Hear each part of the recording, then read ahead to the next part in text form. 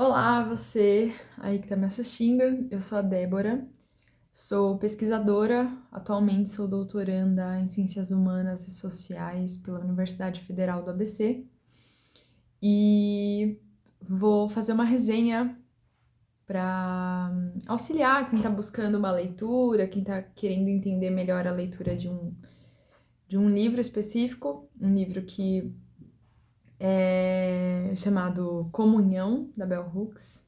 Eu teria ele nas minhas mãos se eu não tivesse dado a uma amiga recentemente, pelo tanto que ele foi importante para mim. Eu acabei dando ele também para poder impactar a vida de outra pessoa como ele me impactou. Esse livro é um livro de uma trilogia escrita por Bell Hooks, que dispensa apresentações, mas eu vou apresentá-la, que é uma autora, uma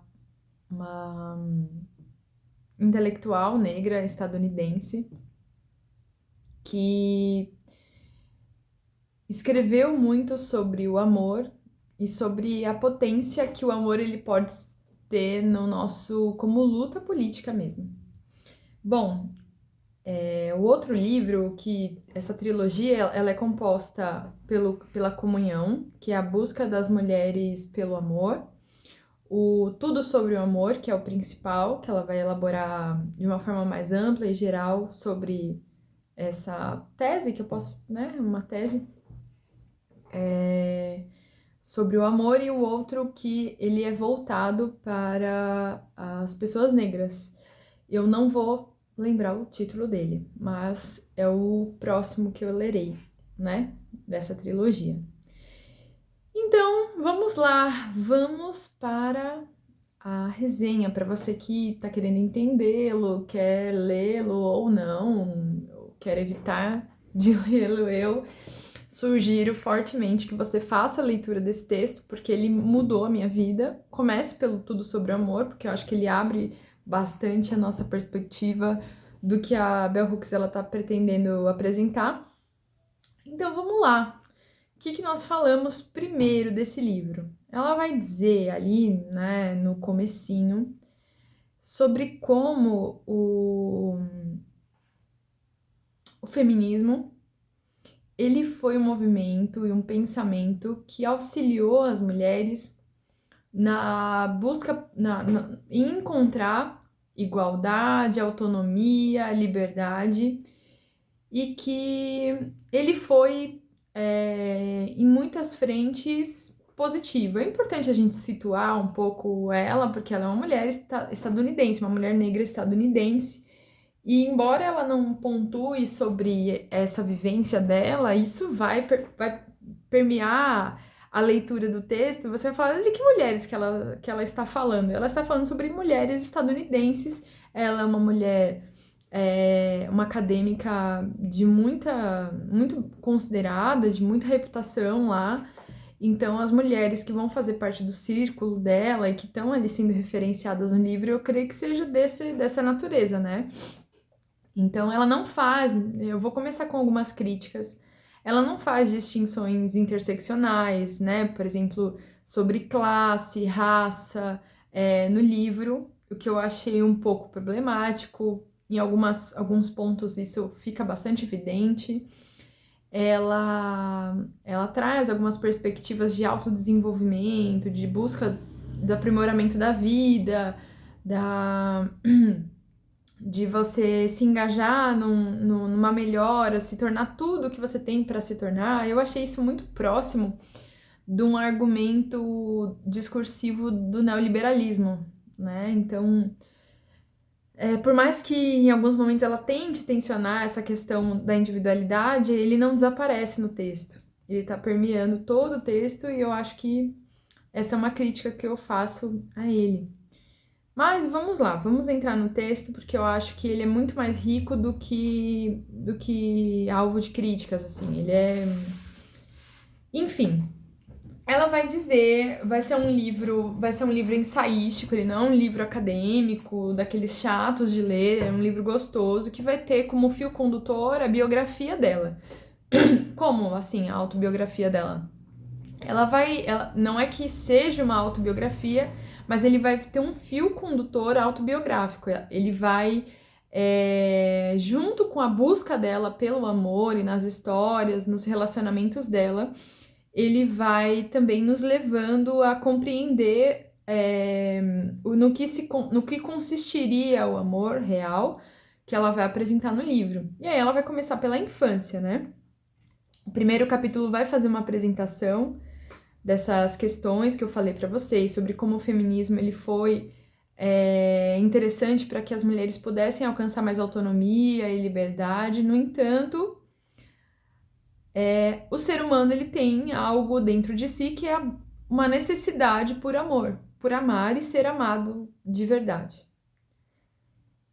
Ela vai pontuar no início que as mulheres, isso é importante porque vai situar materialmente, né, essas questões. As mulheres, elas são socializadas, ensinadas desde a infância a se preocuparem muito mais com o amor, a terem mais uma perspectiva empática sobre as pessoas, sobre solidariedade, elas são ensinadas a isso. Nós, mulheres, somos ensinadas mais a isso. No entanto, ela vai dizer que o amor é uma necessidade humana, que o feminismo ele não trouxe resposta. Ele faz uma crítica ao modelo patriarcal de afeto, de amor, que é um modelo falido de amor, que substitui o amor por outras coisas, que eu vou falar mais à frente. O feminismo rompe com esse ideal ilusório do que seria o amor.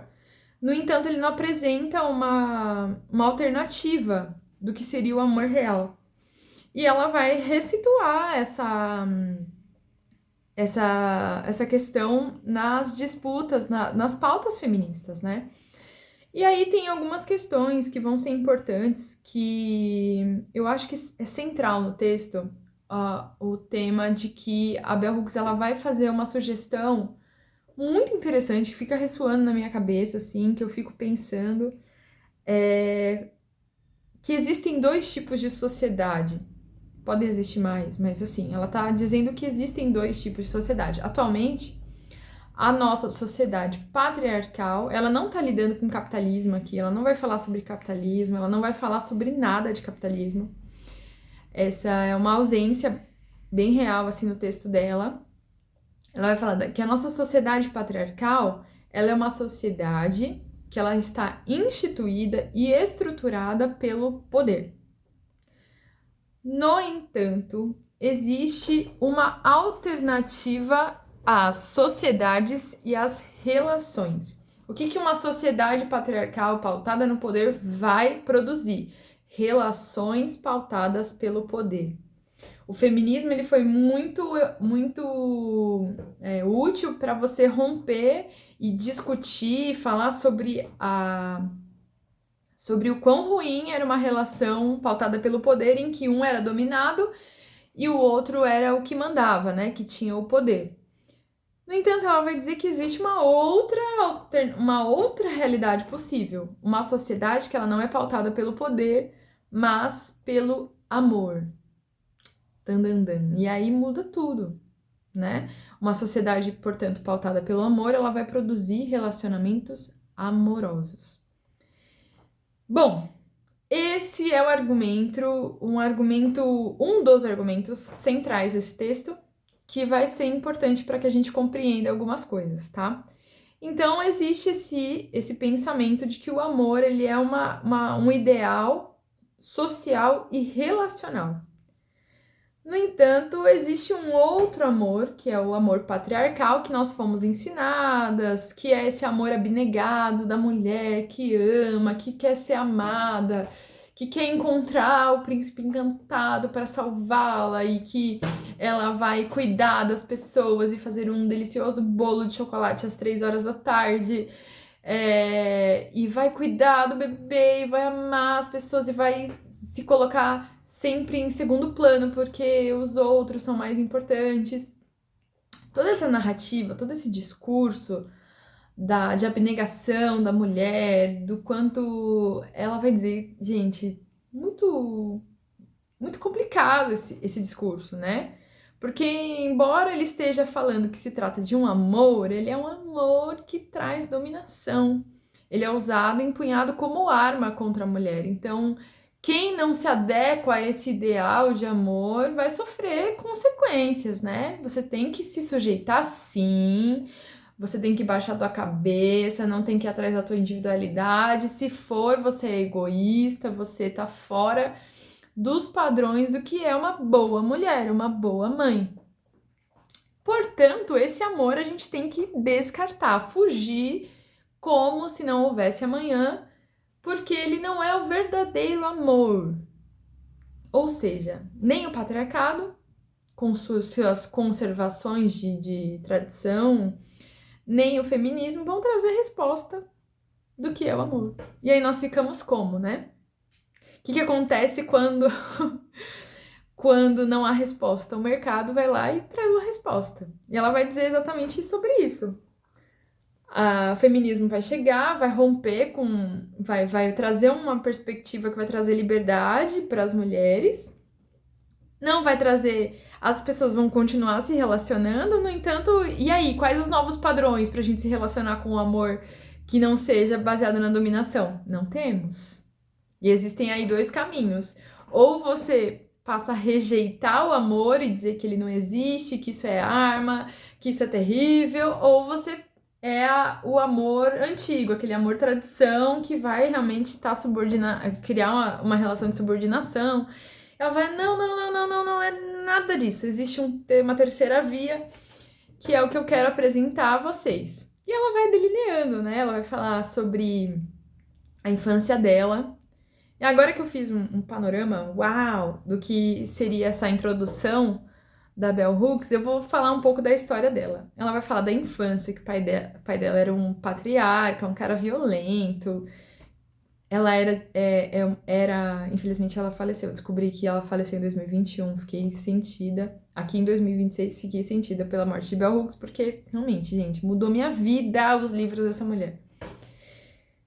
E aí, eles eram da religião evangélica, né? Estados Unidos, não sei se vocês já viram lá, aquelas igrejas de pessoas negras dos Estados Unidos, super, as batistas, né?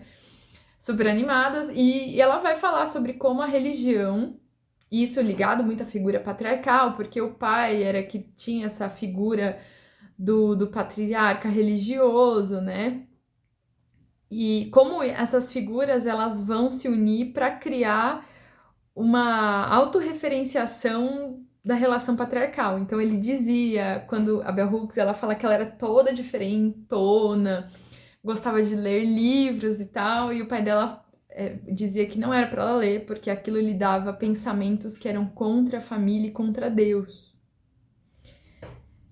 E então era uma autorreferenciação, né? O pai usava a religião para poder submetê-la, né, a essa sociedade patriarcal.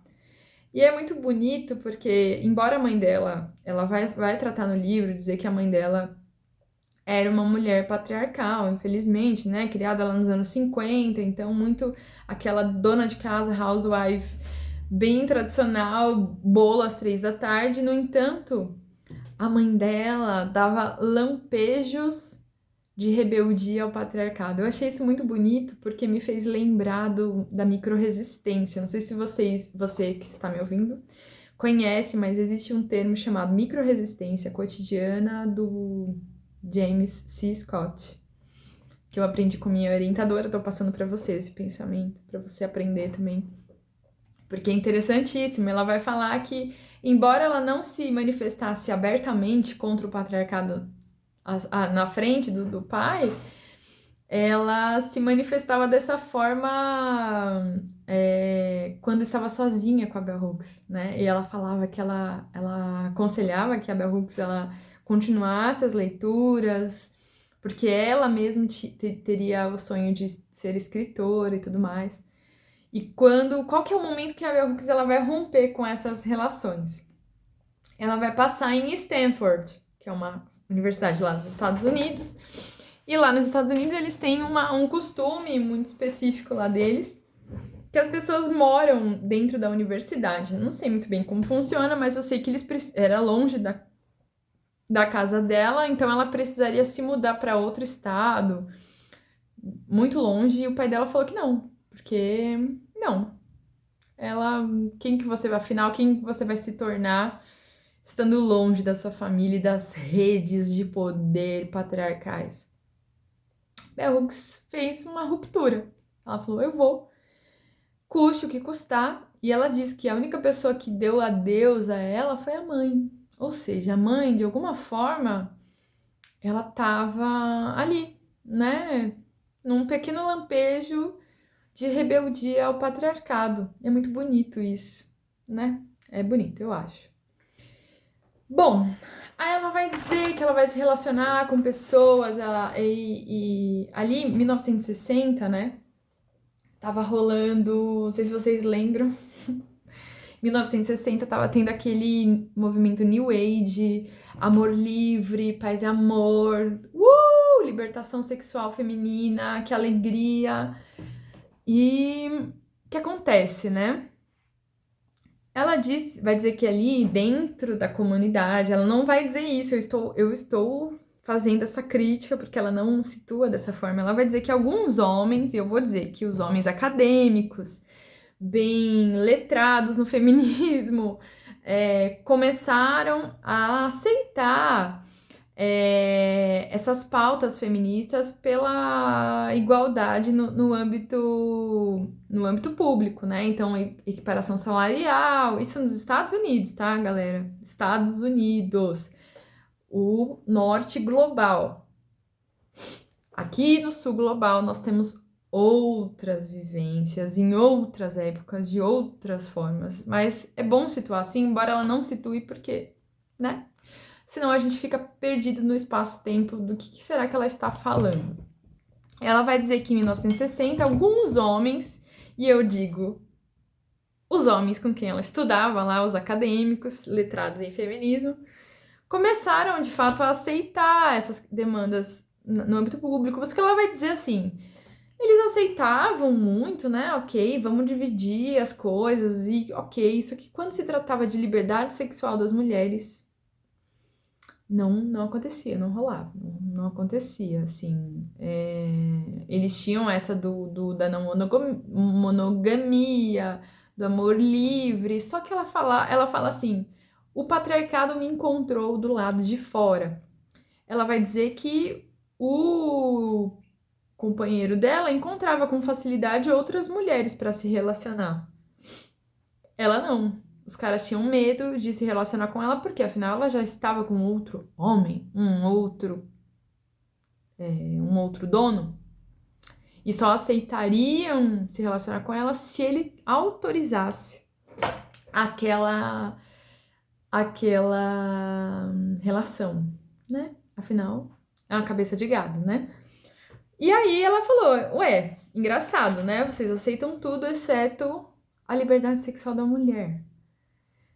Então, não é tão real assim, né? E aí, em 1970, as mulheres começam a realmente se organizar na compreensão de que essa mudança, esse amor livre, vamos viver em igualdade, todos somos iguais, e amor livre não rolava, não aconteceu. E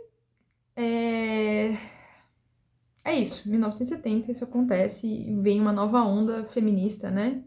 Que, caso vocês não saibam, foi uma alteração que vai realmente fazer referência às diferenças dentro das mulheres, né? De como as mulheres são diferentes dentro do feminismo. Então, quando você fala de primeira onda, se você já sabe disso, vou falar mais uma vez, tá?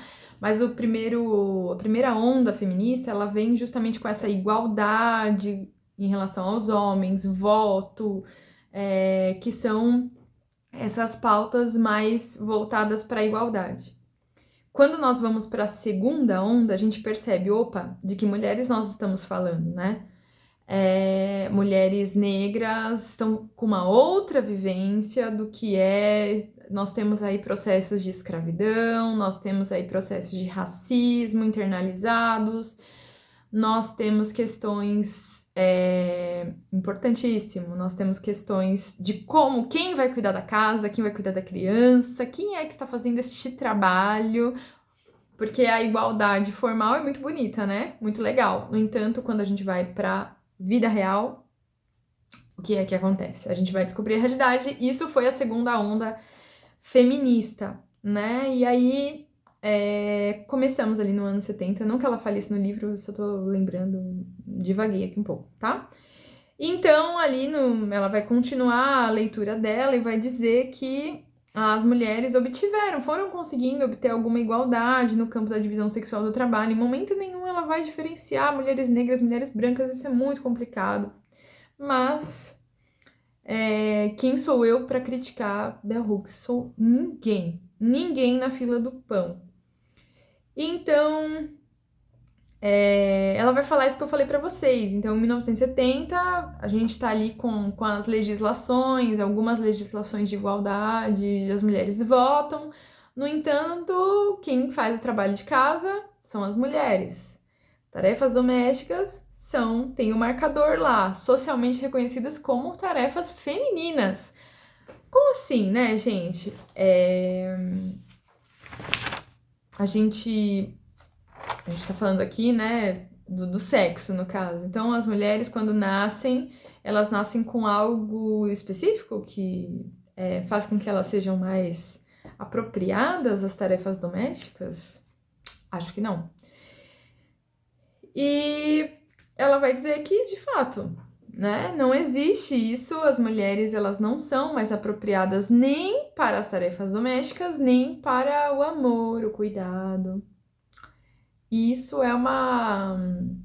segundo ela, e eu concordo, uma falácia para que a gente pudesse se submeter à realidade de tradição que existia na sociedade, né?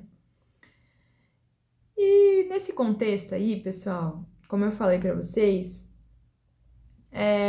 as mulheres elas vão continuar se relacionando, não é que chegou o feminismo, as pessoas pararam de se casar, não existia mais relacionamento hétero e as pessoas continuaram se casando e se dando para casamento. No entanto, quando a gente tem um espaço aberto, quem que vai adentrar o espaço? O mercado, né? E essas disputas mercadológicas e discursos de autoajuda voltaram a referenciar a mulher como a responsável por cuidar da casa, responsável por cuidar do marido, cuidar do afeto, como a mulher que sendo a pessoa que deveria se preocupar com o amor.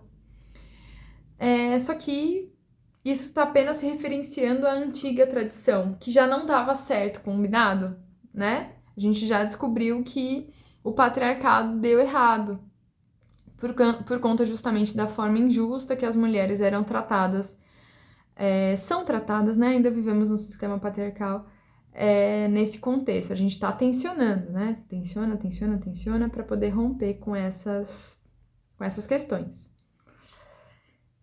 E aí ela vai dizer que o feminismo falhou nesse caminho para o amor, que a gente precisa buscá-lo e realizar o trabalho do amor sem que ele seja esse caminho de volta à tradição. Deu ruim, vamos começar uma outra forma de nos relacionar. E aí ela vai dizer que nesse contexto existem mulheres, vai existir dois tipos. O que vai acontecer? O que essa circunstância, esse panorama vai fazer com que existam mulheres que vão negar a existência do amor, vai dizer não preciso do amor, e outra que vai voltar para o passado, que vai se colocar, não, amor, meu amorzinho, família, Deus, pátria e família, é isso e tudo certo, e sou uma mulher submissa, bela, recatada e do lar. Só que ela vai dizer que esses dois tipos, inclusive da mulher que vai dizer que o amor é desnecessário, que bora lutar pelos nossos direitos na arena pública, pisar na cabeça de macho, ela vai dizer que esses dois padrões de comportamento são patriarcais. Por quê? Aquele que referencia a tradição, já sabemos por quê. Porque ele vai emular a tradição. Aí tá tranquilo, né? Por que que as mulheres que são as megeras, que se colocam como megeras, não precisamos de amor? E porque elas estão dizendo que a única forma de amor possível é o amor patriarcal. Que não existe uma outra forma de lidar com o gênero, com as relações. Que para que uma mulher ela tenha reconhecimento na arena pública, ela precisaria abrir mão dos relacionamentos. Olha que preço alto, né? Então ela tá se colocando, ela tá aceitando o que o patriarcado tira dela. Que é, você não vai aceitar a forma como eu digo que o relacionamento é, que o amor é, tá bom, você não vai ter amor. E ela aceita isso e usa isso como identidade. Então tá bom, eu sou megera, não existe amor pra mim. Como a Xuxa diz, no Brasil não há homem para mim. Então, aí começa a se tornar uma questão, assim, complicada, né? Enfim. Só que nós precisamos romper com esse pensamento. Afinal, somos seres humanos que precisam de amor, precisam amar e ser amados, não é mesmo? Então, embora não sejamos mais hábeis e mais aptas ao amor do que os homens, nós precisamos escolher amar, tanto nós, mulheres. Esse livro é escrito para as mulheres lerem. Tanto as mulheres quanto os homens precisam aprender a amar. E o amor é trabalho. Ela vai dizer que o amor, ele é ação. Isso ela vai trabalhar melhor no Tudo sobre o Amor. Mas aqui ela vai dizer que existe um trabalho do amor a ser realizado, que nós não podemos abandoná-lo se nós quisermos viver numa sociedade diferente. Precisamos distinguir o amor do cuidado, né? Então, o cuidado, já tô no canto da tela aqui, peraí. O patriarcado, ele não distinguia o cuidado do amor. Então, para você amar, você teria que se abnegar e cuidado, blá, blá, blá.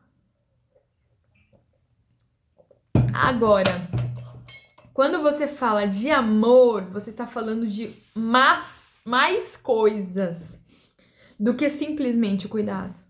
Você está falando sobre a capacidade de você respeitar, de você se comunicar, de você cuidar e sentir empatia pelo outro. Então, é tudo aquilo que você faz em direção ao outro para que exista uma relação real, honesta, né? A honestidade é um parâmetro importantíssimo. E ela vai dizer que esse trabalho ele precisa ser feito. Nós precisamos tomar essa escolha e fazer esse trabalho. E ela vai dizer que quando se trata das mulheres, por conta da ferida que o patriarcado deixou no nosso coração, esse trabalho precisa começar com nós mesmas. Corpo, mente, coração e alma. Autoamor. Interessante, né? E o que significa autoamor? Como que é se amar? Ela vai dizer como que é se amar. Se amar é romper com padrões patriarcais.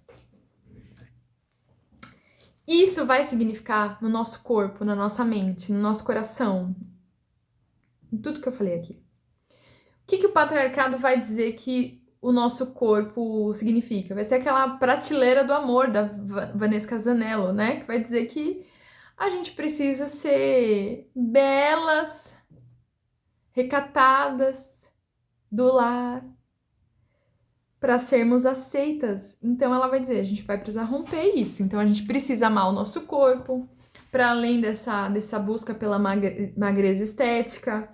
A gente vai precisar gostar de si mesma, se achar bonita da forma como nós somos e entender que a beleza ela é muito mais interior do que exterior, começar a aprender essa beleza, internalizá-la e realmente, né, entender que é isso aí, é amor próprio no corpo, entender que o nosso valor não está atrelado na forma como o nosso corpo aparenta ser. Então, tudo que é depreciação do feminino, ela vai rebater. Falar, a gente precisa combater. A gente precisa se amar. As mulheres foram ensinadas a se odiarem. A si mesmas e as outras. E ela vai dizer que essa é uma questão importante. Como que a gente faz para ter a tal da sororidade? Ela vai dizer que a sororidade só é possível quando a gente ama a si mesma. Porque aí o buraco que existe no nosso coração, ele vai ser sanado. E a gente não vai ter inveja, competição, questões com outras mulheres. Não adianta só, enfim, criar um argumento, somos irmãs. Não. Existe um trabalho do amor na volta das mulheres a viverem em comunidade. Gente, essa desvalorização simbólica do feminino, a gente é ensinada e tão introjetada na nossa mente que a forma como nós vemos outras mulheres é muito complicada. A gente é ensinada que as mulheres são trapaceiras umas com as outras, fofoqueiras, que somos competidoras umas das outras. E embora o feminismo ele venha e fale, a gente precisa mudar essa perspectiva, sororidade, garotas, unam-se. Isso só é possível plenamente quando a gente tem realmente uma cura do nosso coração e entende que ninguém vai tomar nosso lugar. A gente é ensinada quando criança, desde muito pequena, que a gente como mulher, a gente precisa lutar pelo reconhecimento alheio. E quando outra mulher é reconhecida, a gente fica ressentida.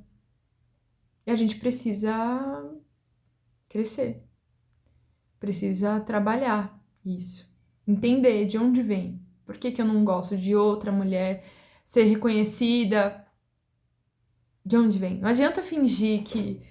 Ai, não, isso é uma mentira do patriarcado. Eles disseram que... Tudo bem, é uma mentira do patriarcado, mas isso vai mudar nossas ações. Nós fomos socializadas para isso. Nós fomos, infelizmente, ensinadas que as mulheres são nossas competidoras. E como a gente vai vencer isso? De verdade, sem ser discursivamente. Entendendo que elas são, de fato, as nossas irmãs. De que não precisamos competir, porque nós temos o nosso valor intrínseco, sem precisarmos provar nada. Nós fomos ensinadas desde a infância de que precisamos provar o nosso valor. Sabe aquela frase absurda, ridícula, né? Ai, mulher que se dá o respeito, mulher não se dá o respeito. A mulher já deve ter o respeito, a partir do momento que ela é. Ai, mas não, mas nada. Ser humano, um ser humano, respeito, ponto final. Quando a gente consegue ter cura interior a respeito disso, e aí vai terapia, tá, galera? Terapia, vai algumas coisas aí que precisam ser trabalhadas, mas a gente consegue retomar. E sabe qual que é o mais duro? Ela vai dizer sobre como as nossas relações maternais, mães e filhas, sofrem com isso, mães que vão competir com as filhas. Ninguém fala sobre isso, né? Mas a gente vê o que acontece. E passado disso, Belle Bell vai nos falar novamente, né? Que o amor é uma necessidade humana. Então, com quem a gente pode se relacionar? Ela vai falar sobre os relacionamentos lésbicos, sobre como esses relacionamentos vão existir, mas ela vai dizer sobre os relacionamentos hétero. É importante situar isso, eu acho que é importante. Ela vai dizer que existe um tipo específico de pessoa com quem a gente vai se relacionar. Ela vai falar aqui a busca por homens que amam. E quem é esse homem que ama? Ela vai falar sobre o bom homem. Que ele vai ser um homem que vai abrir mão da dominação dentro do contexto do relacionamento e que também vai se empenhar no trabalho do amor. Ela vai dizer que a dominação, ela não é uma característica só das relações heteronormativas. Ela também está presente em relações lésbicas, por exemplo. Porque o patriarcado introjetou tão profundamente o pensamento de que numa relação alguém domina e o outro é submetido, que a gente tende a achar que, não, são duas mulheres, então não vai haver relação de dominação. Não, ela vai continuar existindo e isso continua sendo uma relação patriarcal. Inclusive, quando uma mulher, dentro de um relacionamento, ela passa a ser a dominadora e o cara submetido, isso continua sendo uma relação patriarcal. Porque ela vai dizer aquilo que eu falei lá no começo pra vocês. Quem anotou? Que o poder é algo estrutural da relação e da sociedade patriarcal. A gente só consegue fugir da relação patriarcal e da sociedade patriarcal se a gente subverter a existência do poder. Trocar por amor. Como que a gente faz isso? Difícil, né? Ela tá tentando ensinar. Bom, ela vai falar sobre o amor a existência de um amor específico, de amizade entre pessoas, que vai ser esse amor que você se doa para o outro, que você se coloca em função do outro, que você. Como num casamento, ela vai falar que vai chamar de casamento platônico. Como num casamento, você vai ter uma lealdade, uma fidelidade àquela pessoa. E isso vai permitir com que você faça o trabalho do amor, porque não são todas as pessoas que vão desejar se relacionar sexualmente com outras pessoas. Então eu não vou poder fazer o trabalho do amor? Pode. As amizades existem para isso. Amizades verdadeiras, profundas. E aí no final, já tô terminando, 38 minutos já de vídeo. Ela vai falar sobre o testemunho de amor entre gerações. Esse livro ele vai começar e iniciar de uma forma bastante parecida. Ela vai dizer que mulheres de meia idade, elas vão tomando consciência, experiências de que o amor patriarcal não ajudou muito a solucionar a solidão. Ela vai dizer que tanto mulheres que não se relacionaram, que preferiram não se relacionar, fugir do amor porque já sabia que o amor patriarcal não resolvia, quanto mulheres que se casaram e ficaram anos e anos e anos e anos casadas num casamento infeliz, têm a mesma situação. Ambas estão solitárias. E essa vivência, essa experiência leva a uma sabedoria de compreender que existe uma outra possibilidade. Elas estão do lado de lá. Esse amor patriarcal não foi suficiente, fugir do amor também não foi suficiente. E ela vai dizer que nós precisamos reconstituir as relações com mulheres de experiência que vão nos falar como encontrar o amor e o que é o amor. Porque elas já sabem, já estão do lado de lá. E ela vai dizer que a busca do nosso amor precisa passar por isso. Precisa passar por isso. O verdadeiro amor demanda um trabalho da alma e conecta gerações de mulheres por fortes laços de amor. Gente, o capítulo final, ele faz aquilo que a Bell Hooks faz com a gente. Ele encerra dizendo sobre o quanto o amor é emancipatório. Eu fico pensando se não é muito idealização, né? Mas eu acho que não. Quando eu li a Bell Hooks pela primeira vez, eu encontrei sentido nas coisas que eu pensava, porque eu sempre tentei encontrar o caminho de volta às pessoas. Porque parece que as teorias, as lutas, elas estão sempre nesse caminho. A luta, luta, luta, luta, luta, luta. Ela vai dizer, não, não, o caminho não é esse, calma, gente. Eu sei que é importante estar ali politicamente, lutar pelos direitos, mas existe um outro caminho. Quando ela fala sobre isso, isso dá significado às coisas que eu penso, a forma como eu lido com a disputa política, a forma como eu vejo as outras pessoas, a forma como eu vejo a mim mesma. Então, leia esse livro. Ele é incrível, ele é fantástico. Quando você lê ou antes dele, me diz aqui nos comentários o que você achou, o que você pensa sobre ele, quais as críticas que você faz. Eu sei que pode ter que estejam muitas críticas, né? Mas me conta aqui nos comentários o que você acha desse livro. E depois que você lê ele, também queria te ouvir e trocar, tá bom? Então, obrigada por assistir até aqui. Um beijo. Até logo!